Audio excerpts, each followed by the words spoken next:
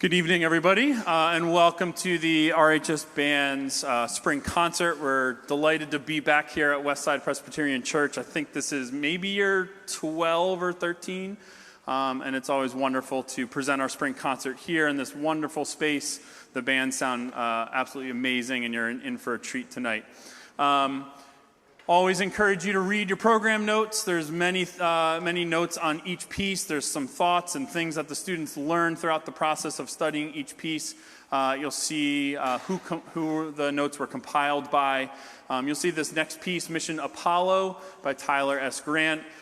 We actually programmed this piece because of the Artemis mission. I don't know how many of you watched the live stream and kind of followed all of that. And that was kind of fun, because it was so recent. So Mission Apollo brings us on a journey in, obviously with the Apollo missions, but we were able to relate it directly to what is happening, just a week or two ago with the Artemis mission. So here's Mission Apollo, Tyler S. Grant.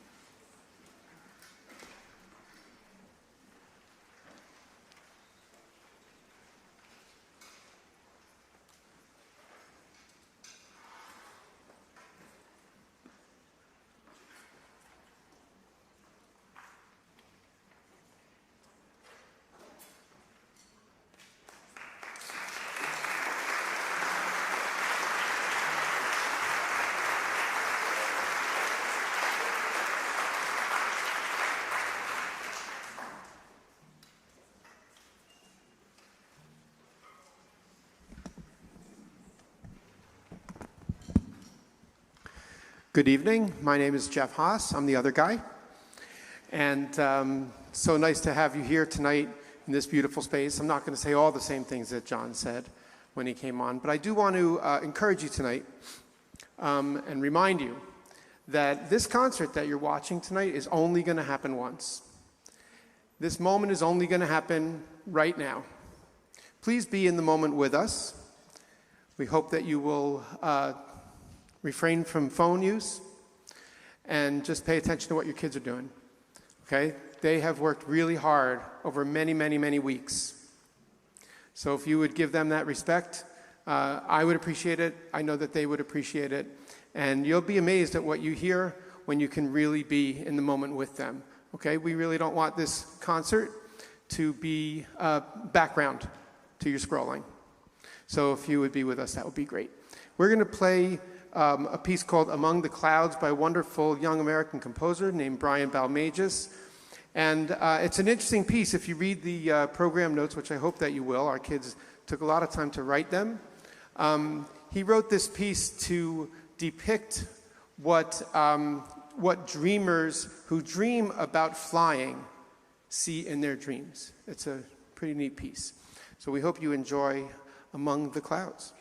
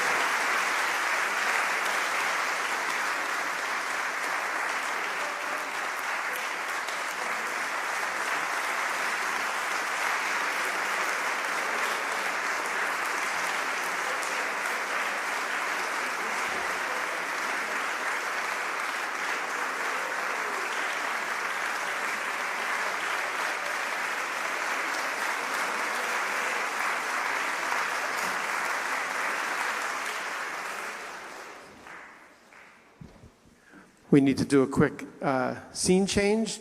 Before we do, I do want to mention on stage here with the symphonic band, we've got a number of our music mentors. Those are upperclassmen from the Wind Ensemble who give of their time once a week to come in and work with the younger students, and they really add quite a bit to the rehearsal experience. I just would like to ask our mentors to stand up, please. Music mentors, if you would.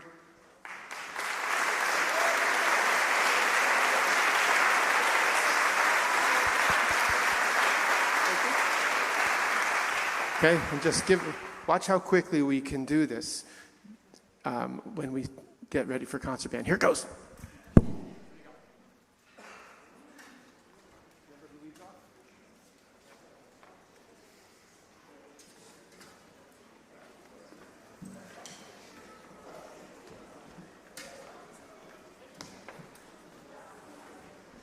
And while we are doing this incredibly fast change, let's see if we can do it without the people talking. I'd like to introduce Kristen Plumley, President of Friends of Music, who will talk to you a little bit about some special events.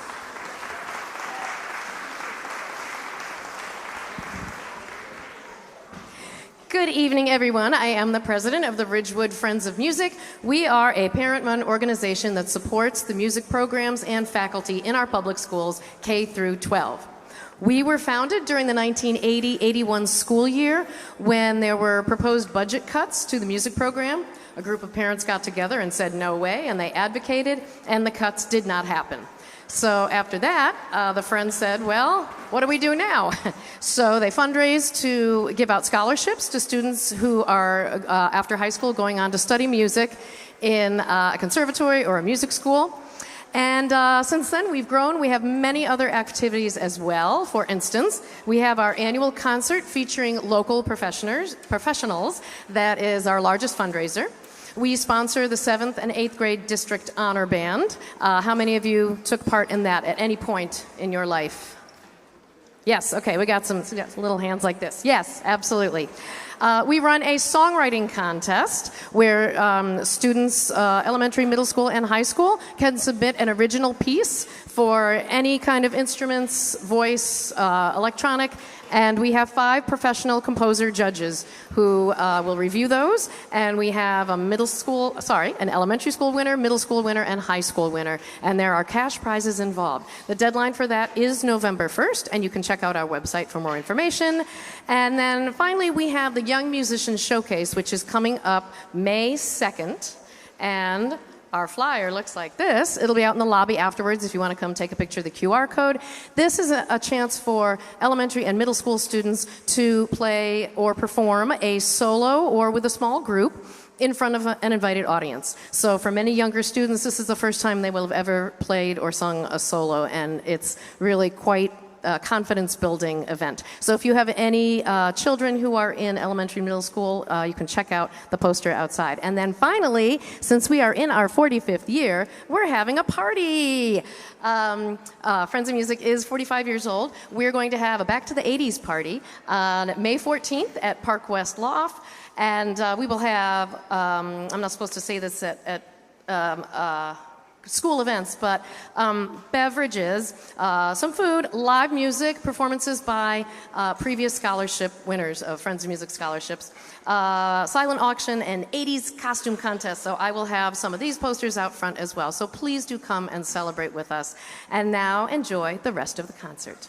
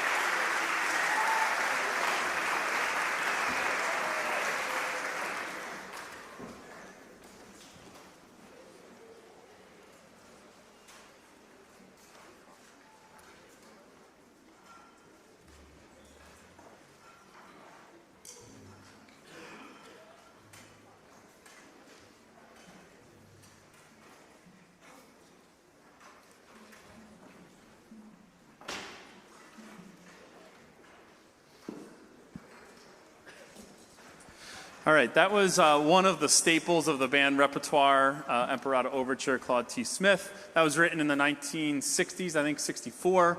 There's a lot of really challenging stuff in there, and you probably heard the woodwinds playing a ton of notes, especially towards the end of that, and they did that really, really well. So we're going to continue our program. We didn't really do this purposefully, but we have a lot of tunes tonight that are air, travel, space, clouds. Skyward Spirits is about flight and ride.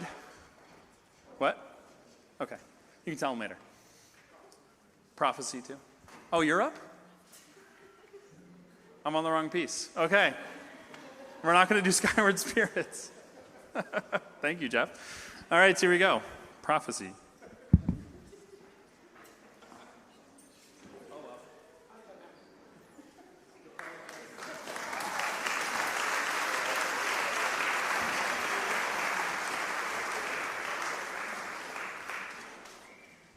John and I have a wager on what time the concert's going to end. And he had the earlier time, so I think he's just trying to, we don't really have a wager. But, hey, DraftKings might happen. You can sit. So let me tell you a little bit about prophecy. So this piece is actually one of my favorites to do with the concert band level ensemble. And it's written by a friend of the program, a guy by the name of Sean O'Loughlin. Sean and I went to Syracuse University, albeit a few years apart, and we met because of a fraternity challenge, the music fraternity. He needed to get the signature of a former drum major, and I was there, and I signed his book, his pledge book, and that's how we met. And then through a number of different experiences, we came upon each other professionally, and he has actually written quite a number of pieces for us. The first piece that he wrote for us was in 2006, a piece called Unforgotten Friends, which is a 3-movement massive work that we've enjoyed playing. And then we had some other collaborations along the way, a piece called A Whale's Tale, where we introduced the instruments to young audience members. And a few years ago, when we celebrated our centennial of the band program, he wrote Centennial Journey for us. So we've had a long collaboration, and he's out on the West Coast. Sean is a conductor and a composer. You can read about it in the bio there. But every time that we have brought the band out to California since 2000, we have tried to set up a workshop with Sean. And aside from this past trip when we worked with Rossino Galante, Sean has worked with our band. Well, this year has been no different. Sean worked with us again, and we brought him into our classroom a week ago through a rehearsal we held on Zoom. And so he was able to sit in it was a cafe, right, in Vancouver, and he listened to our rehearsal and made comments to us, and it was really a fun experience. And he learned, when he was listening to us play, he said, you know what, there's some things I would have done differently in this piece if I had written it today. And an hour later, after our rehearsal, he had sent me new parts. And I printed them out, and I gave them to the trumpet section. And they worked on these new parts. What was last week, right? Isn't that just last week, I think, or a week and a half ago? Anyway, so the piece is you're hearing it in this form for the very first time. So we also learned in our meeting that he misspelled the title, and it should have been with a C. Prophecy, what you are seeing is prophesy, so a little added vignette there. So this is, I explained the piece to we had middle school kids who were watching our rehearsals today. They came over from GW, and I'll tell you what I told them. This is a very simple yet complex piece. The piece begins with just a few notes that are played in the piccolo, along with some of the low instruments, the bari sax, the tuba, the bass clarinet, and the very first 4 notes are the motif that the entire piece is built upon. So it starts slowly, it gets more exciting, and it's fast, and in the middle section there's a beautiful, like a love theme in there that uses those notes, and we think that you'll really enjoy Prophecy, one of my faves. Here we go.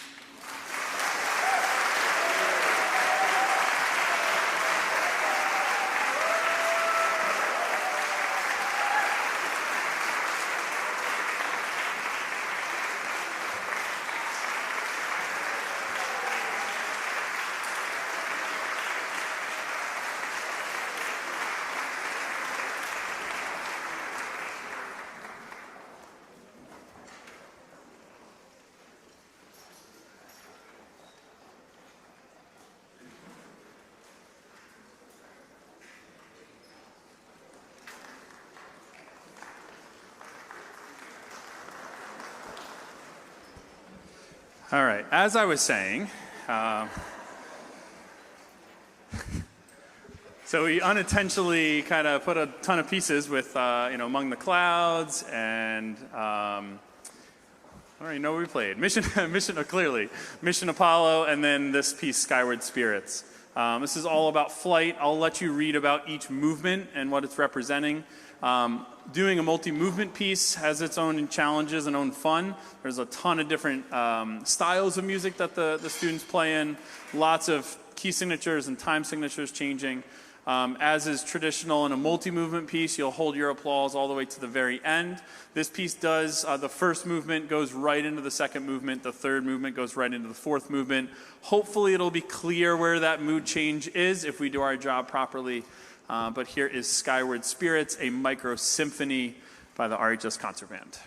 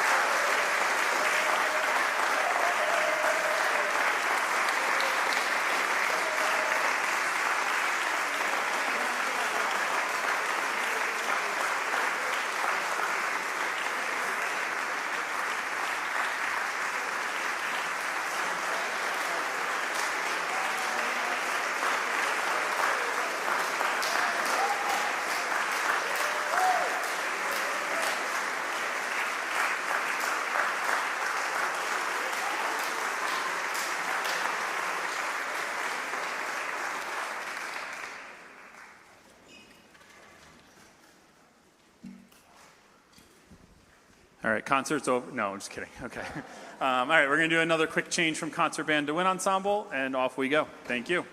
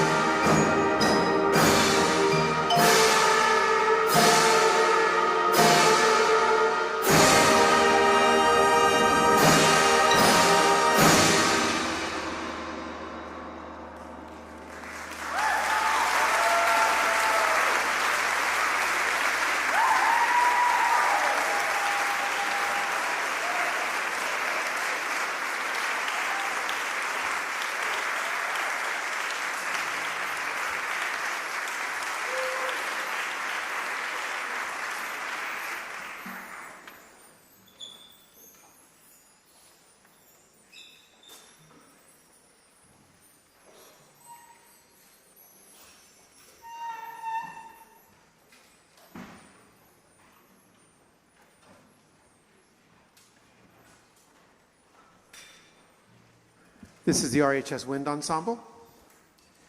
And that was a really fun piece called Ride by Sam Hazo. Ellie Wonder on the alto saxophone solo.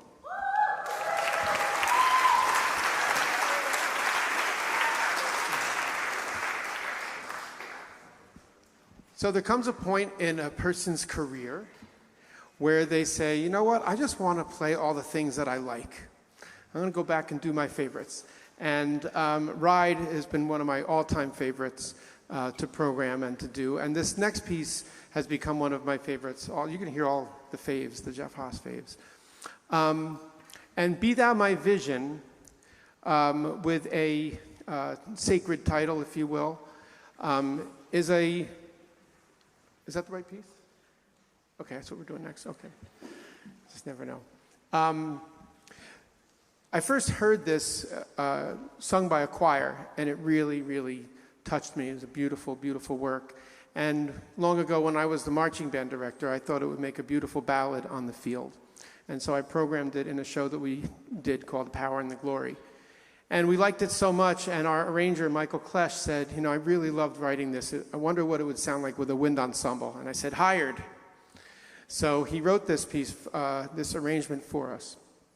It's based on a hymn, number 450 in your book, if you want to look at it and follow along. But the melody that's in the hymnals that are in the pews here is not the one that you're going to hear. It's just a different setting. So there's more about the piece in the program notes if you'd like to read it. It's a beautiful, beautiful, solemn, and thoughtful work. And we were talking today in the rehearsal about the significance of the piece and how people come to find things that are important in their lives. And we decided as a group that we would like to dedicate this piece tonight to the memory of somebody who's very special to us here in the band program, who passed just about a week ago, Ted Stevens. And Ted was a great man, a great dad. His son Spencer was in the band. His son Nate is a student at Ridgewood High School now. And his wife Allison, together as a beautiful, loving family. You couldn't ask to meet nicer people. Things that we think about when we think about Ted Stevens are how often he really liked riding and driving the band truck. He really liked that. So that's a special kind of person right there. And Ted chaperoned with us in California, which was soggy a lot. But his spirit never was. And so he kept us all smiling and kept everybody safe, as he was known to do. So to honor the memory of our friend Ted, we present Be Thou My Vision.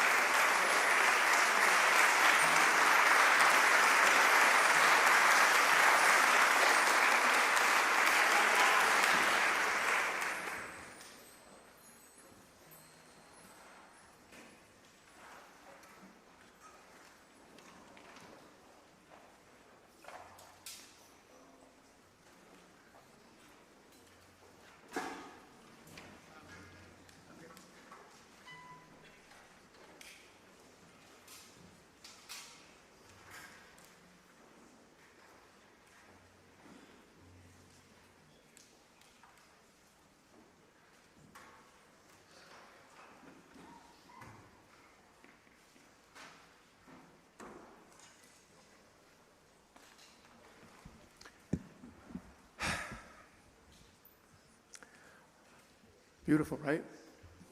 Gorgeous. All right, so next, many of you know that we are going to be bringing our bands down on a little trip in the very beginning of June. And we're excited to be taking a band trip. We've never done a late spring band trip before. And so when we were thinking of what can we do, just a couple of days, nobody's going to miss any school, a little bit of a reward and a little bit of an educational experience, we came up with, let's have some fun at Hershey Park. Our concert band, symphonic bands are going to do a music festival there, a ratings festival, and we're excited to go there and then spend some time on some roller coasters, not me, but them. And then on Sunday, June 7th, we will be going to Gettysburg. And the Wind Ensemble, the group in front of you now, will be performing at the entrance to the Gettysburg Memorial Museum. And we're excited to be doing that. And in trying to think of what are we going to play, we had to come up with a bunch of, they had some specific things that you had to do. A bunch of Americana and patriotic works, as you could imagine, but also something that was going to be exciting for a crowd to listen to. So first thing we did was we had to figure out which chaperones we were going to ask, and so I said, hey, let's invite Mr. Yanone to come, because I know he is the smartest guy that I know. And Mike had read with us once before. We did a piece called Lincoln Portrait by Aaron Copland, and it was so successful that when I found this piece, A New Birth of Freedom, I immediately thought we should ask Mike to be the reader. So Mike came in and worked with the Wind Ensemble several times over the last bunch of weeks. And in one particular visit, I asked him to kind of set the scene for the reading of the Gettysburg Address. And if I'm going to win my bet, I can have him do that whole class again, but we're going to save that. You can find that on your own. But to read the Gettysburg Address in this beautiful setting, written by Randall Bass, A New Birth of Freedom, would you welcome to our stage Mr. Michael Yanone.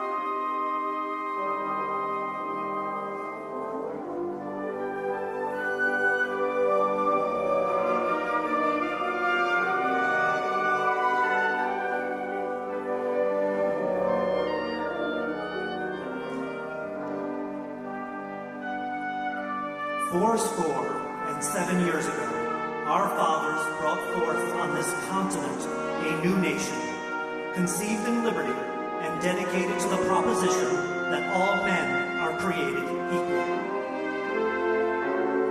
Now we are engaged in a great civil war, testing whether that nation, or any nation so conceived and so dedicated, can long endure.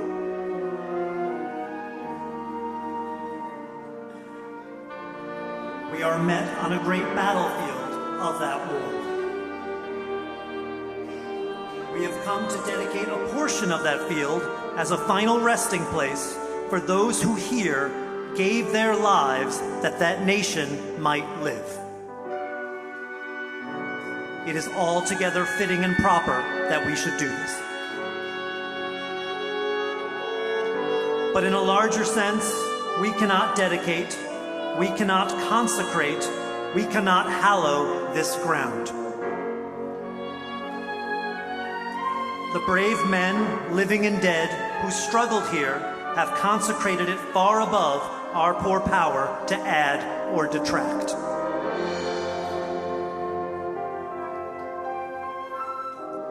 The world will little note nor long remember what we say here, but they can never forget what they did here. It is for us, the living rather, to be dedicated here to the unfinished work which they who fought here have thus far so nobly advanced. It is rather for us to be here dedicated to the great task remaining before us. That from these honored dead, we take increased devotion to that cause for which they gave the last full measure of devotion.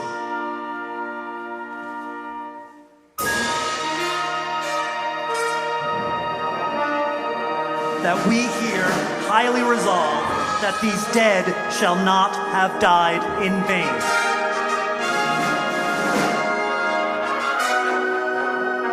That this nation, under God, shall have a new birth of freedom, and that government of the people, by the people, for the people, shall not perish from the earth.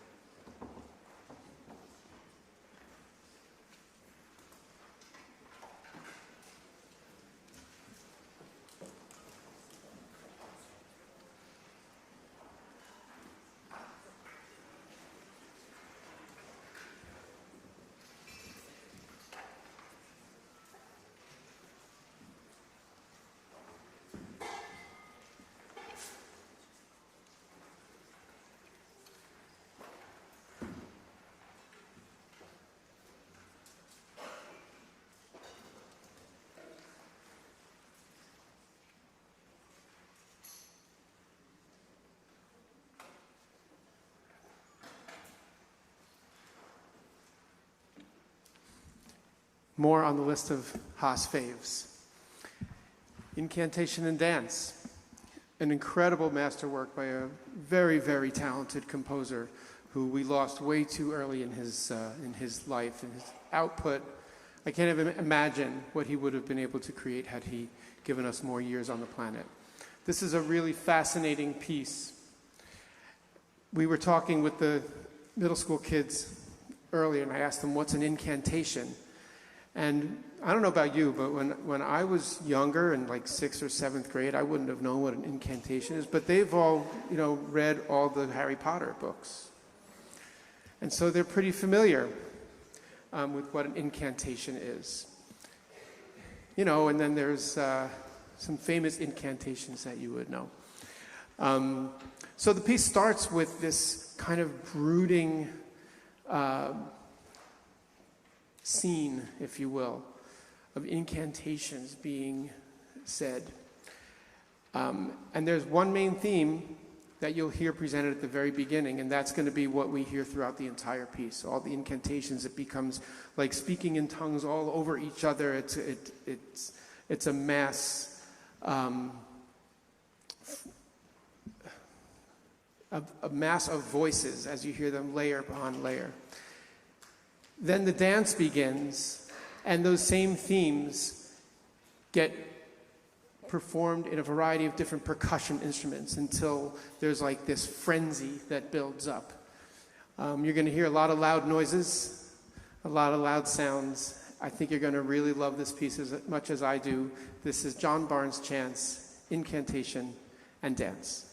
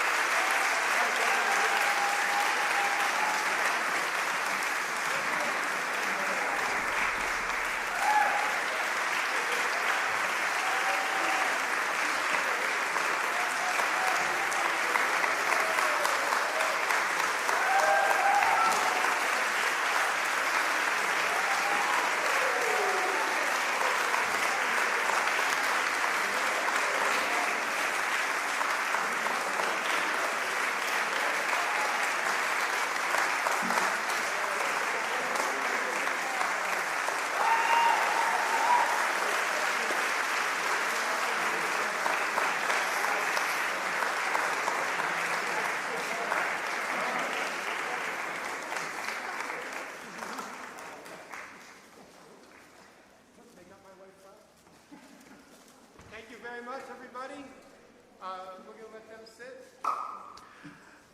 That's it. We don't have an encore. It's not Stars and Stripes Forever or anything. That's later. Okay. So thank you so much for coming to our concert tonight. We hope that you enjoyed yourselves. Your kids are awesome, don't you think?